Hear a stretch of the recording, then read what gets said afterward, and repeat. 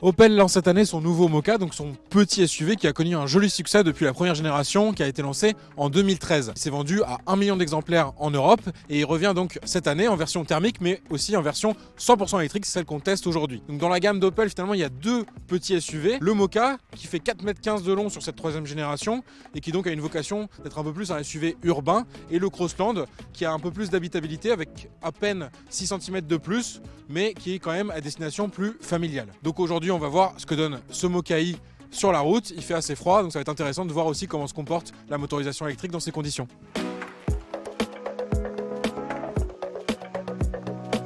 Nous voici donc à bord de ce nouveau Mokka-i. Donc on découvre un intérieur assez moderne, donc avec un écran décompteur qui a une surface d'ailleurs assez agréable pour bien voir toutes les informations sur la route.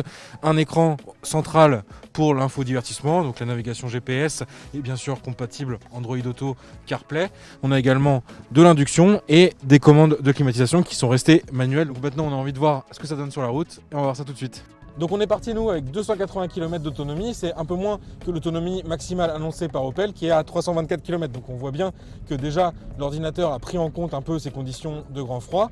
Et là finalement il va s'ajuster au fur et à mesure de la conduite parce que nous on a fait une dizaine de kilomètres pour l'instant et on est passé déjà à 216 km alors qu'on était parti donc avec ces 280 km. Donc pour disposer d'un peu plus d'autonomie, on a quand même quelques parades. Donc bien sûr on peut adapter sa conduite, de toute façon avec les conditions actuelles de la neige, du verglas, il est recommandé bien sûr d'adapter sa vitesse, anticiper toujours avec l'éco-conduite. Et là sur ce Mokka-i on a un mode B, donc le mode break, qui va permettre d'améliorer la récupération d'énergie. Donc lorsque le véhicule ralentit, le moteur passe un peu en mode générateur et donc permet de récupérer de l'énergie. Côté conduite et confort, ce qui nous a vraiment séduit dans ce Mokka-i, c'est son silence à la conduite. Donc dans une voiture électrique on fait vraiment beaucoup attention à ça.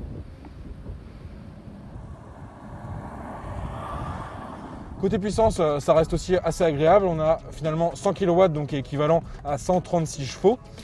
Mais il faut noter que cette puissance maximale, elle sera disponible uniquement en mode sport. En fait, à chaque enclenchement de mode inférieur, on va perdre de la puissance par tranche de 20 kW. Donc en mode normal, on aura une puissance limitée à 80 kW et en mode éco, une puissance de 60 kW maximale. Ça sera bien sûr pour préserver l'autonomie du véhicule.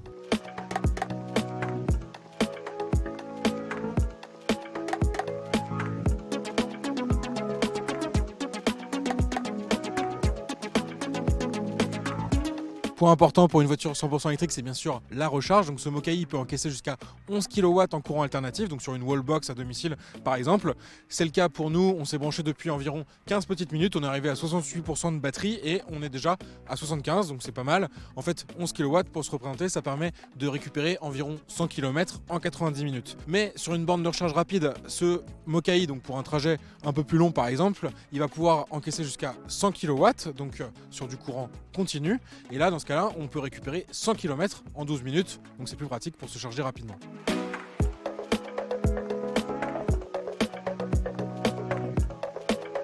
Côté prix, ce Mokka électrique, il démarre à 36 000 €. Pour notre version d'essai en finition haut de gamme Ultimate, il faut compter un prix de 42 000 €.